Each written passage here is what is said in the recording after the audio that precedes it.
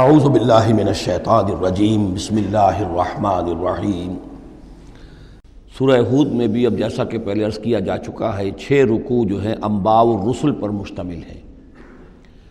جیسا کہ اس سے پہلے کئی مرتبہ عرض کر چکا ہوں، یہ 6 رسولوں کے حالات ہیں جو قرآن مجید میں کئی بار آئے ہیں۔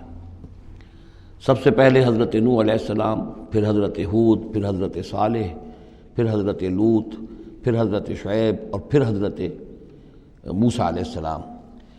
تو یہ جو نقشہ آپ کے سامنے اس وقت موجود ہے، اس سے آپ کو اندازہ ہو جائے گا کہ یہ پورا یوں سمجھیے ارض القرآن ہے۔ یہ قرآن مجید میں جن رسولوں کے حالات آئے ہیں وہ سب کے سب جو ہیں وہ اس خطے کے اندر وہ مبعوث کیے گئے۔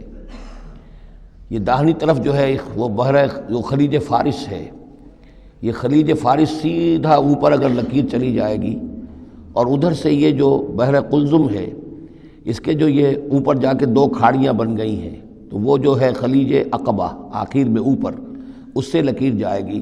تو یہ دونوں لکیریں جہاں جا کر مل جائیں گی، وہ اس نقشے میں ابھی نظر نہیں آ رہا، ذرا نیچے کیجئے تو شاید نظر آ جائے گا۔ یہ جگہ ہے جہاں پہ وہ سرخ نشان بنا ہوا ہے، یہ علاقہ ہے جہاں کہ حضرت نوح علیہ السلام کی قوم آباد تھی، اور معلوم ہوتا ہے کہ اس وقت تک نسل انسانی صرف اسی علاقے میں تھی۔ یہیں پر عذاب آیا ہے، بہت بڑا جو طوفان آیا ہے، اور اسی سے ذرا اور اوپر چل کر شمال کی طرف پہاڑی علاقہ ہے کوہ ارارات، اور اسی میں کوہ جودی ہے۔ یہ علاقہ ہے وہ کہ جس کے اندر حضرت نوح علیہ السلام کی قوم آباد تھی۔ اس کے بعد جب وہ حضرت نوح علیہ السلام اور ان کے جو بھی بیٹے تھے وہ بچ کر جب آباد ہوئے ہیں، تو پھر ان کا ایک بیٹا جو ہے حضرت سام، وہ عراق میں آ کر آباد ہو گئے۔ یہ جو سفید سا آپ کو نظر آ رہا ہے، یہ عراق کا علاقہ ہے، یعنی اسی علاقے سے ذرا نیچے اترے اور عراق میں آباد ہو گئے۔ حضرت سام کی نسل میں پھر بہت سی قومیں پیدا ہوئی ہیں، تو انہی میں سے پھر ایک قوم ہے جو نیچے آئی ہے جزیرہ نماء عرب کے بالکل جنوب میں۔ یہ جو علاقہ ہے یہاں پر یہ قوم، یہ احقاف کا علاقہ کہلاتا ہے، اور یہاں پر قوم ہود، اس قوم کا نام عاد ہے۔ حضرت سام کی نسل ہی میں سے کوئی بہت بڑا سردار اٹھا جس کا نام عاد تھا، اور عاد کی سے پھر ایک قوم شروع ہو گئی، وہ اس علاقے میں آباد تھی۔ اس کے ہاں جب شرک وغیرہ پیدا ہو گئے اور خرابیاں پیدا ہو گئیں، تو اللہ تعالیٰ نے بہت سے نبی بھیجے، پھر آخر ایک رسول بھیجا، اور وہ حضرت ہود علیہ السلام ہے۔ ان کی دعوت کو رد کیا، یہ ہلاک کر دیے گئے۔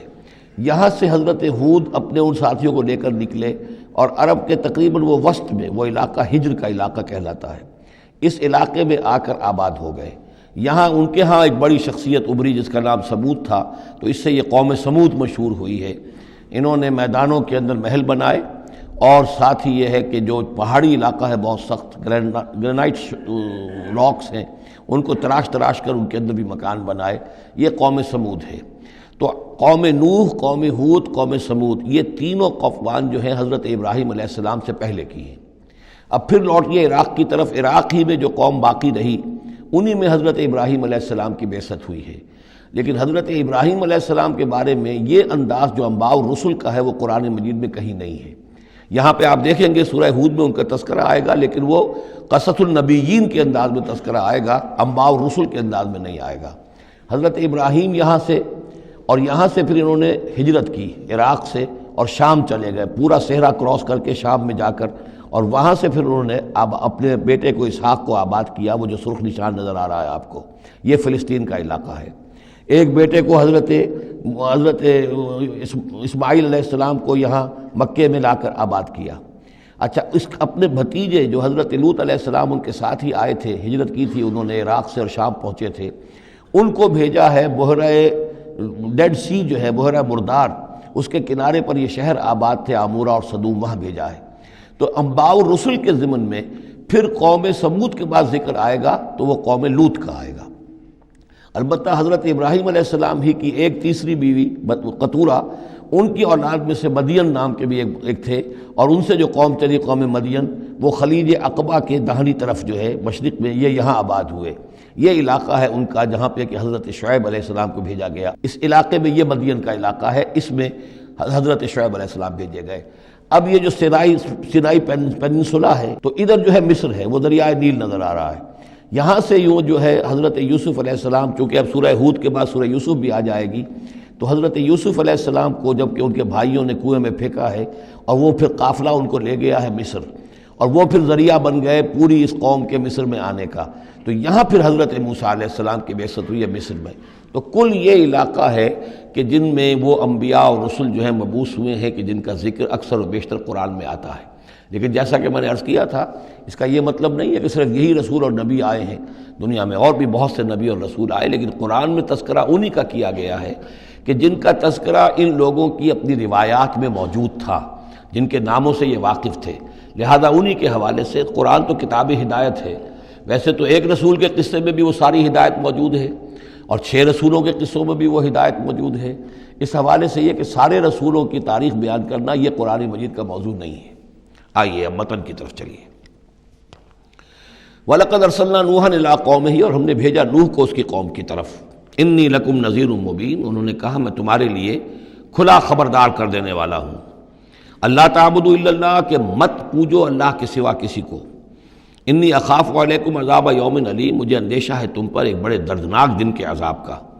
فقال الملأ الذین کفروا من قومہ، تو کہا اس کے قوم کے ان سرداروں نے جنہوں نے کفر کی روش اختیار کی، ما نراک الا بشرا مثلنا، ہم نہیں دیکھتے اے نوح آپ کو مگر اپنے ہی جیسا ایک انسان۔ آپ کہاں سے اللہ کے رسول بن گئے، کیسے رسول بن گئے، کیسے اللہ نے چن لیا؟ آپ تو ہمارے جیسے ایک انسان ہیں۔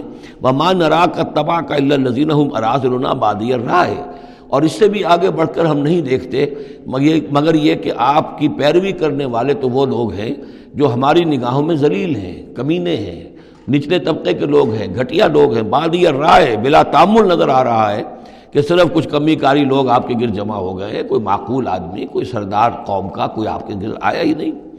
وما نرا لکم علینا من فضل، اور ہمیں کوئی نظر نہیں آتا کہ آپ پر کوئی ہمارے اوپر کوئی فضیلت آپ کو حاصل ہے، آپ کو اور آپ کے ساتھیوں کو، بل نظنکم کاذبین، بلکہ ہمارا گمان تو یہی ہے کہ آپ جھوٹ بول رہے ہیں۔ قال یا قوم ارأیتم ان کنت علی بینۃ من ربی، اب یہ ذرا اس صورت کے اندر بار بار یہ الفاظ آئیں گے۔ ایک فطرت سلیمہ جو پہلے سے تھی، اس کے بعد اللہ کی طرف سے وحی آ گئی، وہ گویا کہ اس کا شاہد ہے۔ انہوں نے کہا اے میری قوم کے لوگوں ذرا غور کرو، اگر میں پہلے سے بھی اپنے رب کی طرف سے بینہ پر تھا، تم جانتے ہو میں نے زندگی تمہارے مابین گزاری تھی، تم بھی جانتے ہو کہ میں ایک شریف النفس انسان تھا، میرا کردار، میرا اخلاق تمہارے سامنے تھا، میں بینہ پر تھا، میری فطرت مس نہیں ہوئی تھی، سلیم تھی۔ وآتانی رحمۃ من عنده، پھر اللہ نے مجھے رحمت بھی عطا فرما دی اپنے پاس سے، یعنی جو وحی آئی ہے میرے پاس وہ اللہ تعالیٰ کی رحمت ہے۔ فعمیت علیکم، اور وہ چیز وہ ہے کہ جس کو تمہاری آنکھوں سے مخفی رکھا ہے، اب میں کیا کروں، فرشتہ میرے پاس تو آتا ہے، وہی میرے پاس آتی ہے، یہ چیز جو ہے میرے تو تجربے میں ہے، بائی پرسنل ایکسپیرینس، لیکن یہ کہ تم سے یہ چھپا کر رکھی گئی ہے۔ انلزمکموہا وانتم لہا کارہون، بہرحال ہم زبردستی چپکا نہیں سکتے اپنی یہ بات آپ لوگوں کو، اگر آپ کو پسند نہیں ہے، اگر بیزار ہیں تو یہ اختیار ہمارے پاس نہیں ہے کہ ہم زبردستی آپ کو ان باتوں کا قائل کر دیں اور یہ باتیں لازماً آپ پر تھوپ دیں۔ بیا قوم لا اسألکم علیہ مالا، اور میری قوم کے لوگوں دیکھو میں تم سے کوئی اجرت نہیں مانگتا، مال طلب نہیں کرتا، کوئی تاوان تم پر نہیں ڈالا ہے۔ ان اجری الا علی اللہ، نہیں ہے میرا اجر مگر اللہ کے ذمے۔ وما انا بطارد الذین آمنوا، اور جن کو تم کہہ رہے ہو یہ گھٹیا لوگ ہیں، کمی کاری لوگ ہیں، کمین لوگ ہیں، میں ان کو اپنے پاس سے دھتکار نہیں سکتا، میں یہاں سے کھدیڑ نہیں سکتا ان کو، میں نہیں ہوں کھدیڑنے والا ان کو اپنے پاس سے۔ انہم ملاقو ربہم، یہ اپنے رب سے ملاقات کریں گے۔ ولیکنی اراکم قوما تجہلون، لیکن میں دیکھتا ہوں کہ تم ضرور جہل میں اور جہالت میں مبتلا ہو گئے ہو۔ ویا قوم من ینصرنی من اللہ ان طردتہم، اور میری قوم کے لوگوں سوچو اگر میں ان اہل ایمان کو اپنے ہاں سے ہانک دوں، یہاں سے بھگا دوں، یہاں سے دھتکار دوں، تو کون مدد کرے گا میری اللہ کے مقابلے میں؟ یہ اللہ کے ماننے والے، اللہ کے چاہنے والے، اللہ کا ذکر کرنے والے، اللہ سے دعائیں مانگنے والے، اللہ کے روح انور کے یہ طالب ہیں، اس کی رضا جو ہیں۔ افلا تذکرون، تو کیا تم نصیحت اخذ نہیں کرتے؟ ولا اقول لکم عندی خزائن اللہ، وہی بات جو حضور سے ہم پڑھ چکے ہیں پہلے، اور میں نہیں کہتا تم سے کہ میرے پاس اللہ کے خزانے ہیں، میں نے کب کہا ہے کہ میرا اختیار ہے اللہ کے خزانوں پر؟ ولا عالم الغیب، نہ میں غیب کا علم رکھتا ہوں۔ ولا اقول انی ملک، نہ میں یہ کہتا ہوں کہ میں کوئی فرشتہ ہوں۔ ولا اقول للذین تزدری اعینکم، اور نہ میں یہ کہتا ہوں ان لوگوں کے بارے میں جنہیں تمہاری آنکھیں حقیر دیکھ رہی ہیں، تم حقارت کے ساتھ دیکھ رہے ہو، لن یؤتیہم اللہ خیرا، میں تو نہیں کہہ سکتا کہ اللہ تعالیٰ انہیں کوئی خیر نہیں دے گا۔ کیا پتہ تم اندازہ بھی نہ کر سکو کیا مقامات بلند اللہ ان کو عطا کرے گا۔ جنت میں یہ کس طریقے سے اللہ تعالیٰ کے فراح و ریحان و جنت و نعیم سے جو ہے وہ مشرف ہوں گے۔ لا اقول انی ملک ولا اقول للذین تزدری اعینکم لن یؤتیہم اللہ خیرا، اللہ اعلم بما فی انفسہم، جو کچھ ان کے جیوں میں ہے دلوں میں اللہ خوب جانتا ہے، کس کے دل میں کتنا خلوص ہے، کتنی محبت ہے اللہ کے ساتھ، کتنی شوق ہے، کتنا شوق ہے اللہ سے ملاقات کا، تو یہ اللہ جانتا ہے۔ انی اذا لمن الظالمین، اگر میں تمہارے ان تانوں سے تنگ آ کر میں ان کو اپنے پاس سے اٹھا دوں، بھگا دوں، تو پھر یہ کہ میں تو خود ظالموں میں سے ہو جاؤں گا۔ صدق اللہ العظیم۔